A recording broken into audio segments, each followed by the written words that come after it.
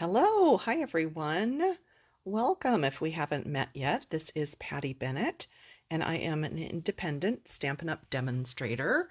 I come to you live here on Fridays at 11 a.m. Pacific time to share some kind of a stamping tip, cards, tutorial, technique, whatever, you name it, something different every week. And I would just like to invite you to say hello if you're watching live. If you're watching a replay though, please skip ahead for about a minute because I always take a minute just to welcome those who are joining live, let everybody find the live, and then we get started. Today we are going to be I am going to be sharing with you some coloring tips for these beautiful zinnia flowers from Stampin' Up. We'll talk about what I used. You can probably get a sneak peek here, the watercolor pencils and my Stampin' Blends. I've combined them, and I've actually shared that with you before in a previous video, but I thought it would be fun to revisit that so that you could be reminded of how to add some extra shading with your watercolor pencils. So again, if you're joining live, please say hi. I see Shan, Connie, Shella, Colleen, Vicky, Robin. Robin, I haven't forgotten about you. I'm going to mail you that card from last week. I have the label all printed. I just need to get it in the mail to you. Hi, Kelly. Hey, Marcy. Hey, Beth. Hope you are all having a great day today. So happy that you have joined me for some crafting and rubber stamping and coloring and tips and whatnot. I hope if you enjoy today's video, you will consider giving me a heart or a thumbs up or a comment or something. Follow me, subscribe, whatever, wherever you are. You might be watching the replay on my YouTube channel or on my blog, and that is fabulous as well. Hey, Tammy. Hey, Jean, Lori, Clarissa, Mary. Oh, thank you, Marcy. She said the projects look gorgeous. I really liked how these turned out today. I think that adding the watercolor pencil is really what makes the difference on some images. So that's what we're going to be talking about today. Again, we'll get started in just about 30 seconds, just allowing everyone a moment to find the live feed if they're watching live. Hi, Mary and Joanne and Patty. I am so glad you're all here. Hi, Jean. Hello, Connie. Yay. Oh, Sunnyvale, you are very close to me, Connie. So my name is Patty Bennett. I am an independent Stampin' Up! Demonstrator, and I blog at pattystamps.com. That's kind of the hub of where you can find everything that I have going on, whether it be a new catalog launch, a sale, inspiration, color combos, whatever. That's where you're going to find everything. I also do send out a customer newsletter a couple times a month, so you can get more information that way if you don't want to check my blog every day or subscribe to daily posts. But I do have over 6,000 posts there, so lots of fun inspiration for you over on my blog. And these cards and these little cheat sheets or whatever you want to call them will be on my blog tomorrow. So that would be April 27th. Today is April 26th. All right, so let's get started. Oh, hi, Christine. First time from Illinois. Thank you so much. That is so sweet of you.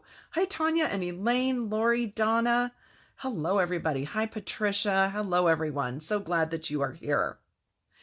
So I decided to do this project because just this past week, I put a poll in my Love to Stamp group. Those are the demonstrators that have joined under me. And I asked them, if you were to take a Stampin' Up! Class, which two of these coloring mediums would you most want to learn more about? And you can see by this screenshot that the top vote was Stampin' Blends markers and number 2 was watercolor pencils. And so it made me think about how I have shared this before, but I thought it would be a good reminder to show everyone how you can actually combine the two. And that's why we're doing this today. The supplies that I'm using are found in the online exclusive tab of the Stampin' Up store. And you can get there by going to pattystamps.com/shop. It is called Simply Zinnia. It's a bundle offer, so you have the stamp set and matching dies. And I have only used this image today. You could use the larger image. It's a little easier maybe to color and shade, but I'm going to give you some tips for this one. And then I die cut it with this matching die shape. So that's what I have used on here. And then I also used in that suite the Flowering Zinnia designer paper. I've shown you this before, but this is just a sampling of the patterns that come in the paper and the coordinating colors. So I actually used this paper and this paper in the background, and I'll show you that as we get to assembling the cards. But these are available, and I should mention that the sequins that are in this suite also are now available. They were gone for so long. So these are the 4 colors in the sequin pack. And no, they're not actually glow in the dark bats and ghosts. I just didn't change the title on the packet. I know, silly, right? I will update it. But I just reused these Avery pockets. So anyway, yeah. But just as a reminder, these are available again, and I did try them out, and they look great with the colors in this suite. Hi, Esther and Denise. Oh, thank you. She says, I always inspire her. Thanks, Lori. I'm glad you like that sampler. Yeah, that's fun. It's just this, what is it called? Heartfelt hexagon. I was going to say happy hexagon. Heartfelt hexagon punch. And I think this will be available again in about a week or 2. I checked the inventory status report this morning, and it will be available again. It's really easy to make yourself a quick little sampler of any designer paper, and then you can get the coordinating colors either off the back of the package or in the online store, and I stamped them. This is a great reference for myself when I'm wondering if there's a certain color, if there's a certain pattern, a background. I always reference my little cheat sheets. So you're all pretty much familiar, I think, with Stampin' Blend markers, though I've done a series of, I think, almost 30 free videos now on my YouTube channel with Stampin' Blend markers. So you're pretty much familiar with those. We'll be using them today. What you may not be as familiar with, honey, can you answer that or silence that? Oh, he's got his headphones on, so he didn't hear his phone ringing. Hello.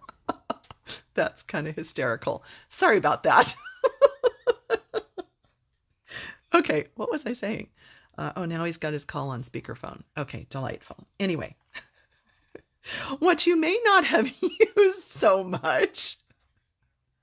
Oh, there was a question. Where is the stamp set? It's in the online store. Click the online exclusive tab. It's an online exclusive, which simply means it doesn't show up in a catalog, but it appears in our online store for as long as it's available. There isn't a retiring date for that. So I'm sorry I missed that question. Thank you for helping, Beth. Thank you for answering. Oh, and Marcy too. Thank you so much. Yes, an entire suite of products. Okay, back to this. So what you may not have used as much are the watercolor pencils. We have 2 assortments right now. You can see this one has a few more colors. This one is a little bit smaller. They're in the catalog and in the online store. I actually keep mine just in a cup like this. I don't separate them, so I'm sorry if you ask me like what color something is in, I'd have to look it up. But I keep them all in a cup.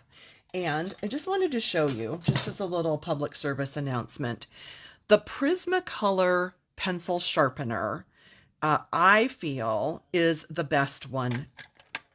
At least I find it to be the best one for the money. I'm sure there are things out there that are way more expensive. This is on Amazon by Prismacolor. You just put your pencil in and you just twist and it sharpens it. Now, I don't like to sharpen it all the way to a super fine point. I like a little bit of flat area. So my recommendation is don't twist and twist and twist and twist forever. Just give it a couple twists just so you still have some flat area to color with, but you get some of the color exposed. Okay, so those are the supplies. I'm just looking around here. Did I cover all the supplies? I think so. So as you know, I love to make little cheat sheets when I am coloring. I color an image, I get out the colors I think I'm going to use, I swatch them, and then I keep these so I can remember what I have used. So here is the Bubble Bath and Petunia Pop image. And you can see that I have used Bubble Bath and Petunia Pop, but then I added the Melon Mambo pencil. That's what I did the shading with. And then I pulled out kind of the purple grape feeling. Even though it's not in those colors, I used it for the background. And I think it's just a really nice contrast and really helps make these colors pop. The leaves are lemon lime and granny apple, and then I also added garden green in the pencil for the darkest shading. So we'll do that today, just kind of going over the roadmap, because you know me, I like to tell you where we're headed, right? And then for this one, I decided to go softer with the pinks. So it's Pretty in Pink and Flamingo on the blends, Summer Splash and Shy Shamrock for the greens, and then in the pencil, sorry, I almost lost my voice, I added the Melon Mambo and the Garden Green for the dark shading. And you're going to see as I do this how just having the colors of blends is a lot different than when you add a little bit of the pencil. And then I also tried the yellows and oranges. I didn't actually make a card out of this yet. This reminded me, I would say, a little more of a chrysanthemum in the fall. And it is the, believe it or not, Lemon Lolly and Flamingo are the blends, but it's the daffodil, coral, and cherry that turn it into the fall colors. Those are the pencils. And then lemon lime and shy shamrock for blends on the leaves, and olive for the shading. And don't mind that. I'll tell you what I accidentally did. This was hysterical. So, you know when we use our memento pad and then you put the lid on, there's a key part of it that I forgot. I always have it upside down on my desk because this type of pad you always want upside down, right? To keep the ink at the surface. Well, duh. I forgot to put the lid on and I set it down right there. So that's why we have little bonus black lines on that one. Thankfully, that wasn't a card. My goodness, could you imagine? I would have been so mad. So I will die cut this eventually and use it for a card. But I was like, oh, good heavens. So just to show you what I mean when I say die cut it, this die matches. And so I would line that up, press it down with my little Post-it tabs, and run it through my die cutting machine to get a cutout image like this. I just have to tell you, just a little tidbit here while I'm getting set up to color with you, that I don't know if you saw my post earlier, but I was at the Mohs Cancer Surgery Center earlier this week at Kaiser, and they were asking me, trying to put me at ease, asking me what did I do for a living. And so I was trying to explain it. You know, it's not always easy to explain to someone who is completely unfamiliar with crafting, but I was doing my best. And the gal, the nurse, said, so you do like step by step and you explain to people how to create. And I said, well, I do on my videos, but on my blog posts, it's kind of assumed that people know already how to stamp. And I said, but you know what? That's a really good point. Maybe I need to kind of back up and I need to explain more step by step on my blog posts. So that was kind of eye-opening. I thanked her for making me think about that a little more. Oh, just catching up on the comments. Beth was saying she uses the same sharpener. Awesome. Let's see. The new, yes, Marianne, the new colors are beautiful. Oh, I'm glad you like the combos. Yeah, marigolds or mums. Yeah, exactly. Okay, so let's go with the coloring here. So I'm going to do this one, or this card. This is the same thing. And we're starting with the light bubble bath. And I just want to show you that what I do is I start from the middle, and with the side of the brush tip, I am just pushing color out towards the tips. And I am trying to leave a little bit of white space. I do not want every single bit of that to be colored in. I'm laying down a little bit of light color. Then I'm going to go to my dark bubble bath and basically do the same thing, but not going as far. So I've got kind of white around the edge, then the light bubble bath, and then the dark bubble bath is a little bit smaller of an area. Now, this is just my method for this particular flower, this particular card. I am going to tell you that there are umpteen ways to color this. You could take an hour and color each petal if you wish. This is my fast and, I was going to say like quick and dirty, but it's, you know what I mean. This is the fast way to do it. And it leaves lights and darks, which you can see that. And that is always my goal when I color. I like lights and darks.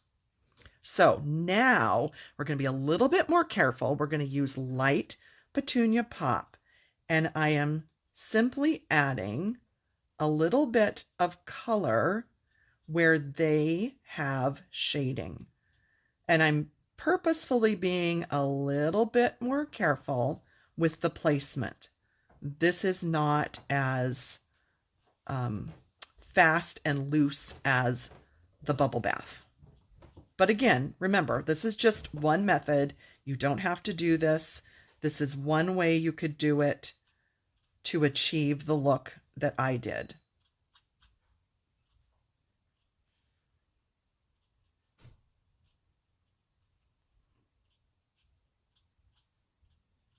And normally I would kind of pull this closer to my eyeballs. I would turn the paper, I would turn my hand. I am trying not to make you dizzy, and I am trying my best to just keep the paper still and give you sort of an overview of this. So that's all there is to the 3 colors of blends. That's what I did with the 3 colors of blends. You could leave it there. You could keep going. You could add more shading. You could go over it again with the light bubble bath. You can do whatever you'd like rewind that tape, to continue to blend or add color. But what I did was I left it alone at that point, and I grabbed the Melon Mambo watercolor pencil, and the names are on there, so you'll know which one it is. And this is where I went on those darker shaded areas and went basically right on top of the Petunia Pop that I just did, and adding this other color absolutely makes this image just like glow, and it makes it so happy and adds so much more color and depth. So I'm just going to stop right there for a second and just show you. I hope that you can see that difference, that it's adding that beautiful warmth and pink of Melon Mambo. You can see the difference of the images. I hope you can see it. We are not going to be adding any water or blending at all this pencil layer. It's just coloring. Therefore, it was fine to stamp this in Memento ink. if you wanted to introduce water with the watercolor pencil, you need to use StazOn or some type of ink pad that won't bleed with water. So there we go. 2 of them are done. Do you see the difference? Just the amount of beautiful color that it's adding.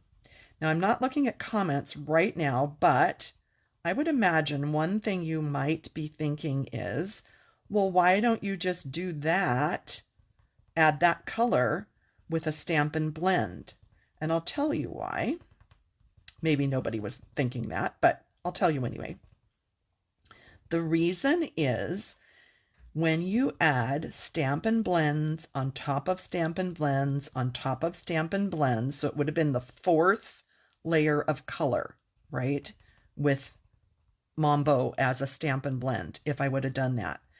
The more you add, the more it just keeps soaking in and blending and softening. And I wanted this layer to really pop. I really wanted that to really stand out. So that's why I switched to pencil for my final layer of the 4. And it's just a different look. It's just something different. You don't have to, but I personally think it's really fun, and I really like doing it this way. So now we'll do the leaves, lemon lime twist and granny apple, and then I will add the pencil to that. So light lemon lime, and I promise I will pause and check your comments in just a minute. The light lemon lime, I pretty much added it to everywhere that was a leaf or a stem. I'm not pressing hard, and I'm not coloring in, like I'm not doing this. You can see that I'm just sort of using brush strokes just to lay down a little bit of color, light lemon lime, and then we'll move to dark lemon lime. And I'm going to add color where they have shading and where I think it would be darker.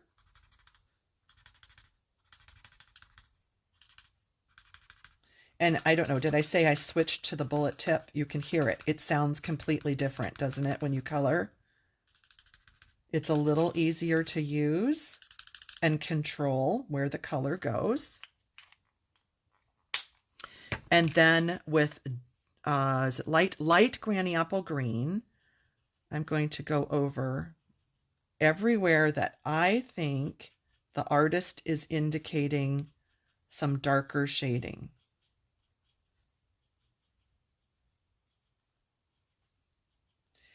Because I'm working fairly quickly, this is as fast as I usually color, but because I am not pausing very long in between colors, these colors are eventually going to kind of melt. I mean, melt is almost a good word. They're going to blend together, and any distinction that I just did will not be quite as obvious as these colors soften.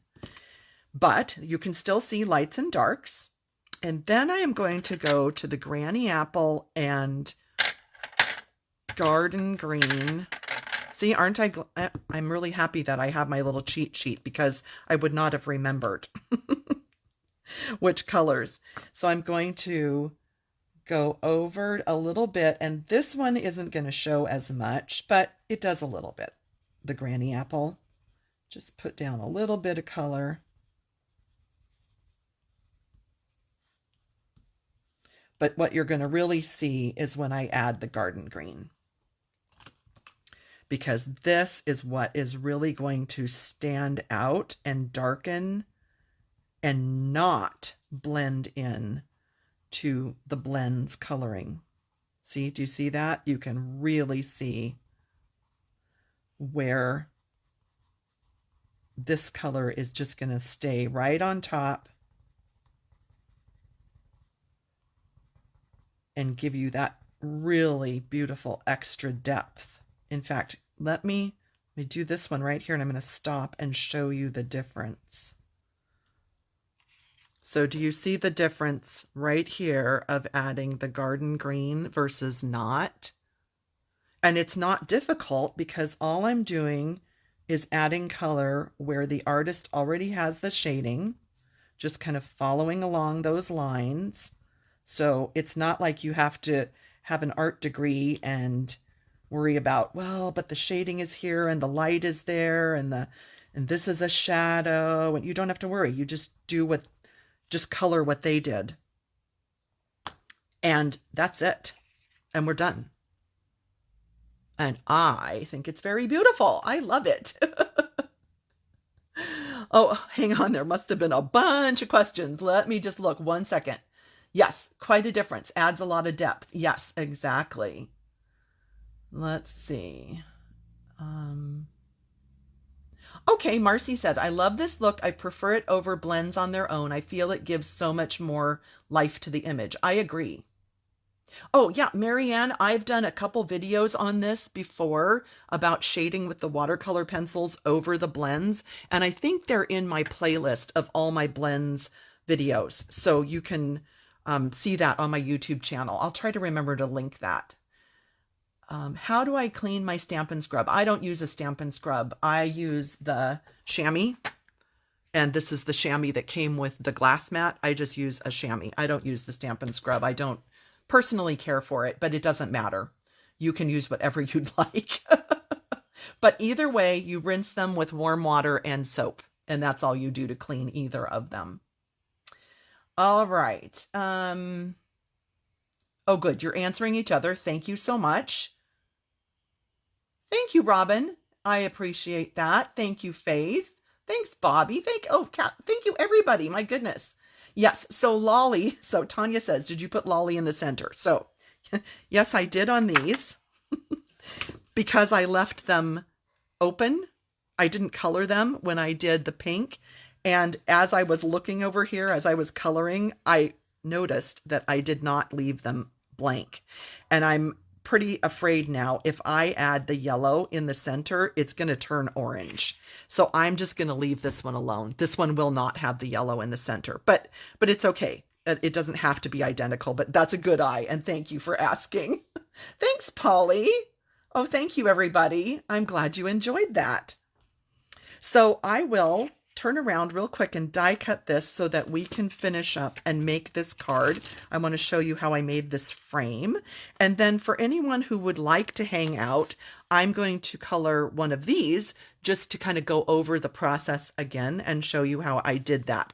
But I want to finish up a card to show you how I made this really cool frame. So let me just line this up and then turn around and die cut. I hope you guys can't hear my stomach growling. I really should change the time of my lives because I'm always hungry right before. Oh my goodness.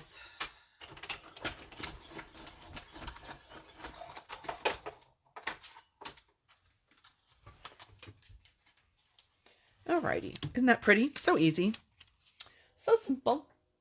And by the way, for those of you who say, oh, she wasted a lot of paper, I just wanted it kind of clean and simple and easy for you to see it.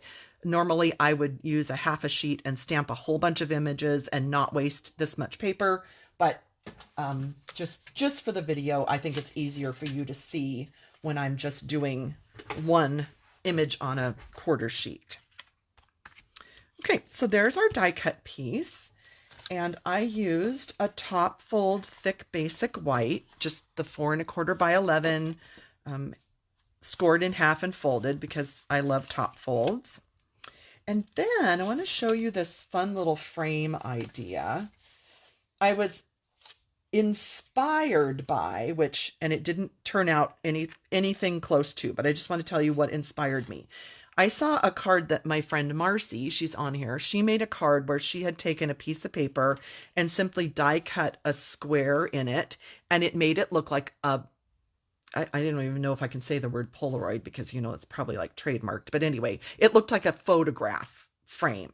And I was like, oh, that'd be fun. But then I turned around and I saw these everyday detail dies on my by my die cutting machine, and I thought, oh, I really haven't used this one.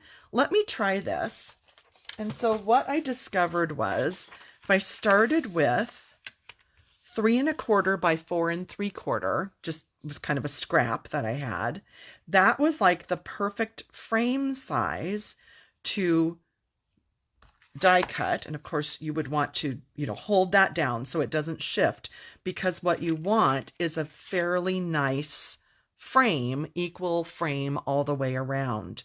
And that's what I did. So 3 1/4 by 4 3/4 will work for this largest frame. Now, bonus is you are going to get this piece that cuts out of the middle. So this is kind of a 2-for-1 if you do that with the largest size. So that's the frame. And then I cut my designer paper. I think, let me see if I have a smaller one here. I don't want to cut into a whole sheet. Oh yeah, perfect. Okay. So then I had designer paper and I cut it so that it would fit just behind that frame. So just slightly smaller than 3 1/4 by 4 3/4. So let's see, I think I want to use this part of it. So 3 1/4, and I'm going to make it just a tiny bit smaller. And then 4 3/4, and then just a tiny bit smaller. And let me just double check just to make sure before I start like gluing anything. Yeah, so that'll fit behind, but it won't poke out. Speaking of poking out, I can see I didn't get every single one of those little dots. So let me get those. Oh, a tip for you. I found with these dies, any of these dies in this Everyday Details set, the secret to getting, I'd say 95% of all your little holes to fall right out is to keep all these holes clean. So don't let any of the paper build up in those. Use your die brush to scrape along there and keep those holes clean. And when you do, you'll find that pretty much, like I said, at least 95% of those little dots all just come right out as you die cut.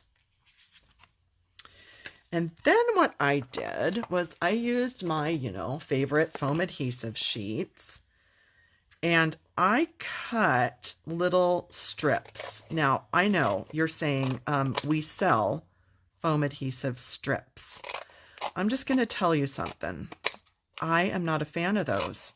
I don't know why, but I always feel like they either don't stick or they kind of topple over.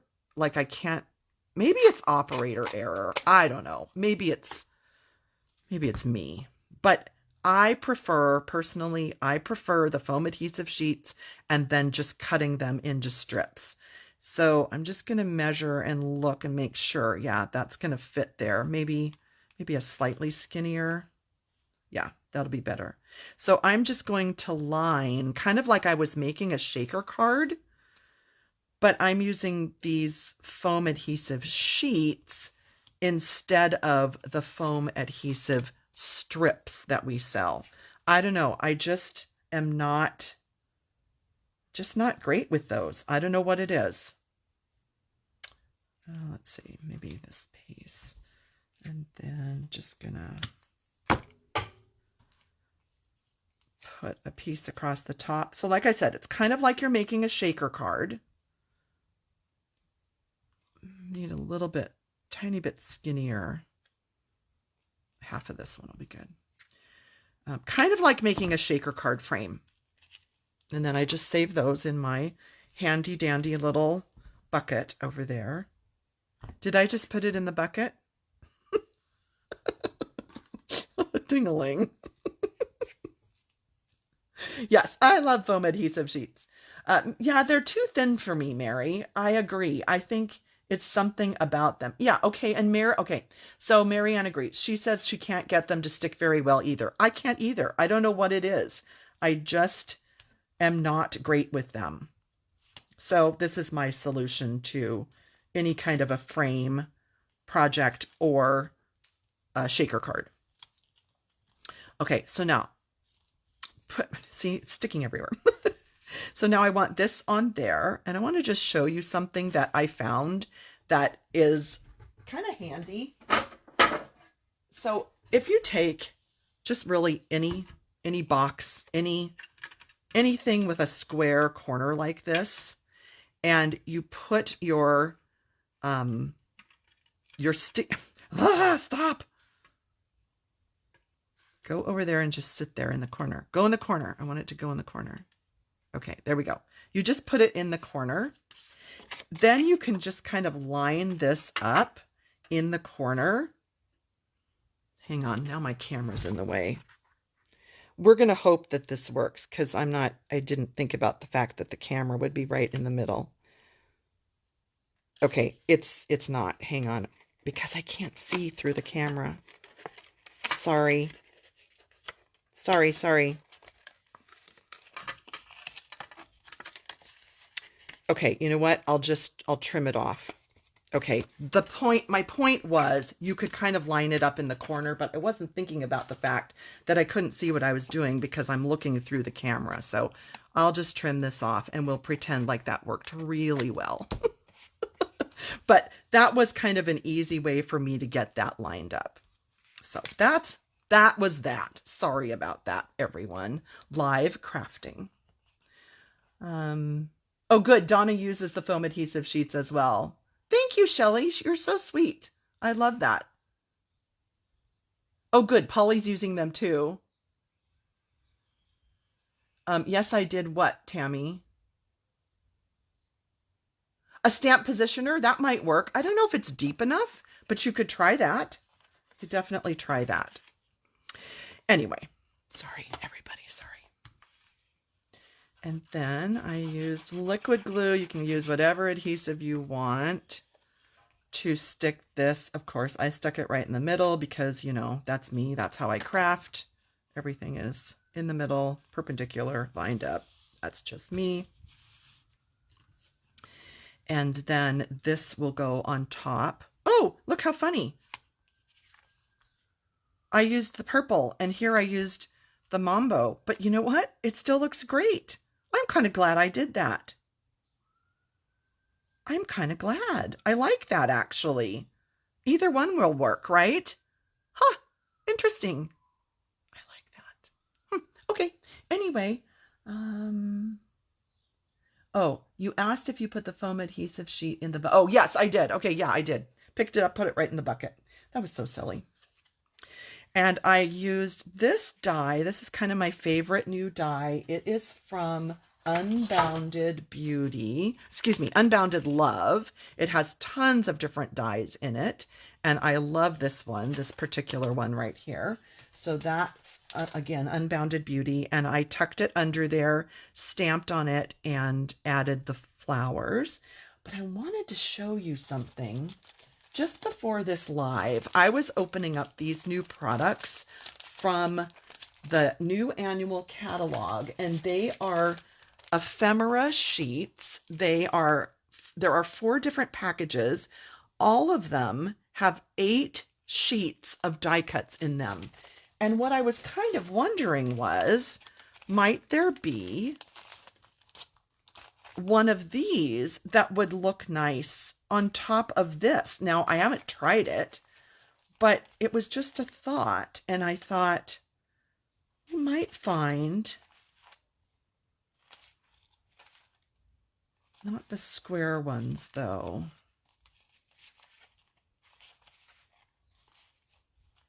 I'm just wondering if this one, You Make My Life Rosy. I was just sort of wondering what that would look like on there instead of a stamped image. And I thought, oh, maybe. I kind of like that. So anyway, just a little plug for the new catalog and the fun things coming in that catalog. So I think I might finish it off that way. Speaking of the new catalog, I had this sitting here. hang on, dropped it. Had this sitting here just so I would remember to tell you.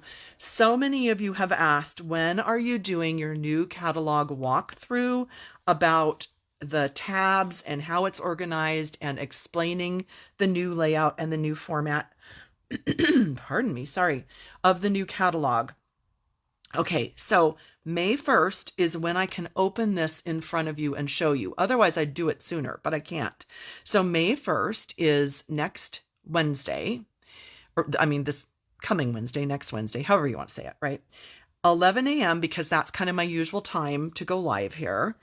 I will be doing a new catalog walkthrough explaining how I organize it with my tabs. I'm going to be talking to you about where to find certain things, give you some resources about finding things, because if you've looked, you might have noticed this catalog is a little different than it's been for many years. So I'm going to be doing that live here on my channel, Facebook Live, and then I'll put it onto YouTube. So May 1st, 11 a.m., we'll go over this. So I did want to remember to show you that.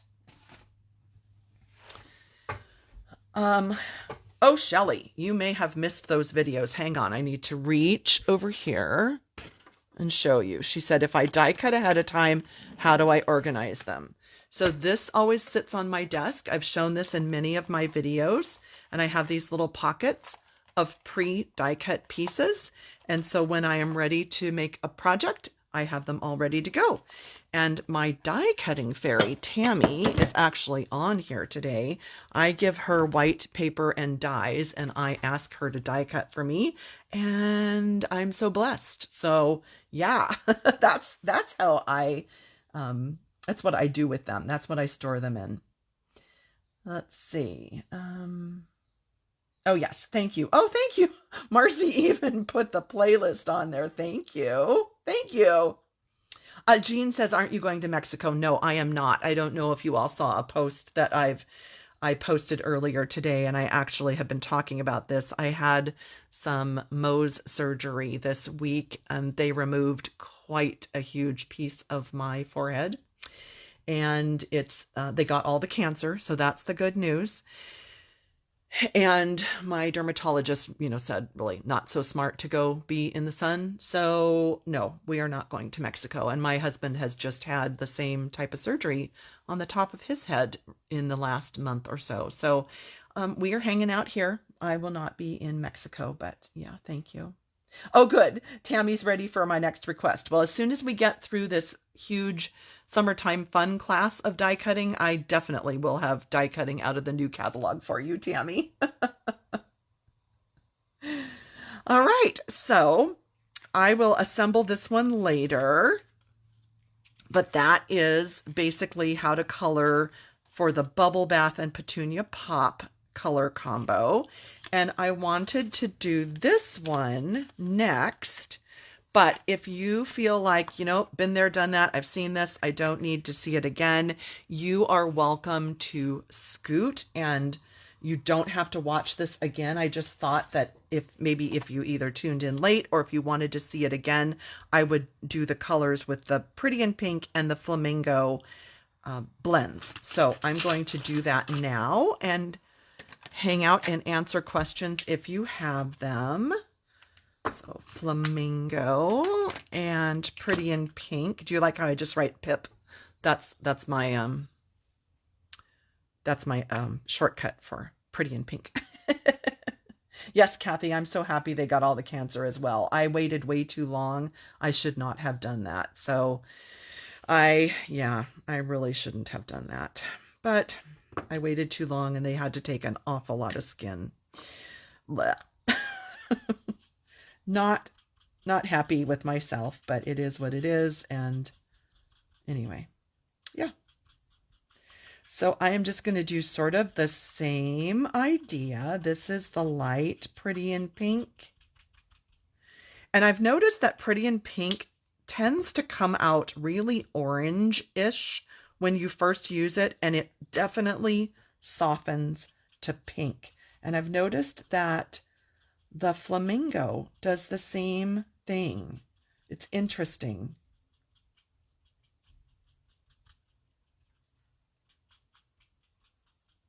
some of the colors, when you color with them, they tend to just go right onto the paper with the color that you think it is, and some of them definitely change color. It's very interesting. So this is the dark Flirty Flamingo, and I am going to just add color where one petal's laying on top of another, and also where the artist has those darker little hatch sort of shading lines. I'm just using their lines as a guide, so I don't have to really think too much. And this will be our 3 layers of Stampin Blends colors, and then I'll add the watercolor pencil.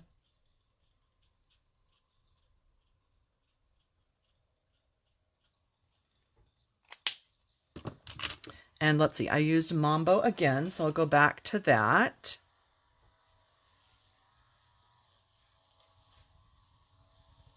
And this is really going to make these colors pop just like it did on our first one.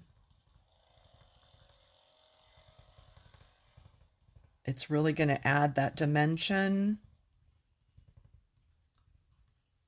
If you missed the beginning, like I said, this is just one way to do it. You can color absolutely however you want to color. You can take an hour to color in one flower. You can color with one color and do it in 3 seconds.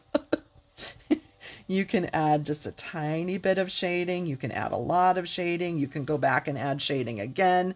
There's so many ways to color, and there's no right or wrong. It's just up to each one of us what we want to do. And kind of no 2 images ever come out the same anyway, right? You just do what you're kind of feeling right then and there while you're coloring. You can do whatever you want. Just the only tip for me that I try to go by is lights and darks. To me, leaving light spaces and adding really dark spaces is what makes the image interesting to my eye. And it's just a personal preference. That's what I like. I like lights and darks. I don't like just all one color. Like, I would not want to just color the whole flower in like that. There's nothing wrong with it. I just like the lights and the darks. So that's my preference.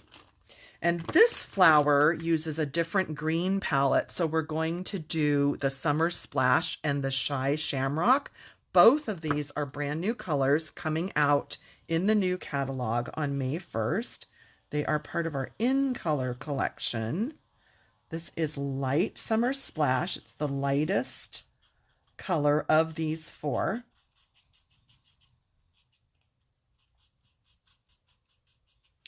And you can see it's just kind of haphazard. I'm just laying down some color.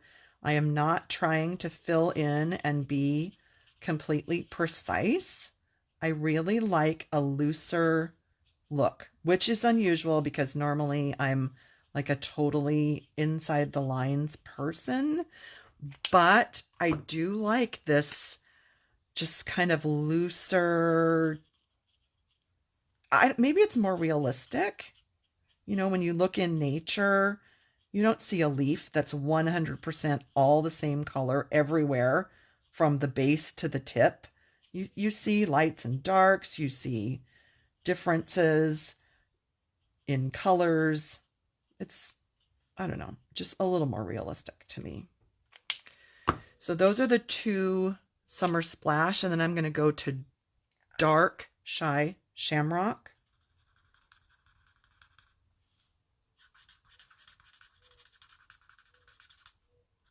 And because, like I said before, because I'm doing this pretty quickly from one color to the next, these are going to kind of just fade into each other. You're not going to see a ton of definition when I'm done. But it does add color. It does add the shades, different colors, different shades compared to just one color.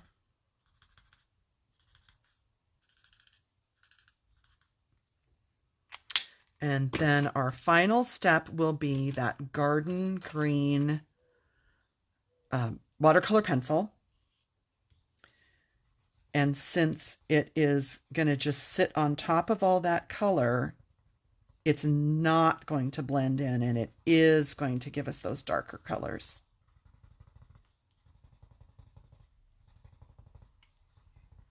And I am pressing fairly hard to get that color to really pop.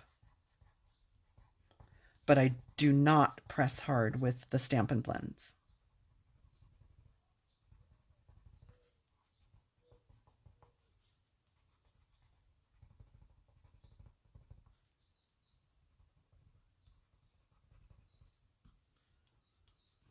That's it. That's it. That's all I'm going to do. So there you go.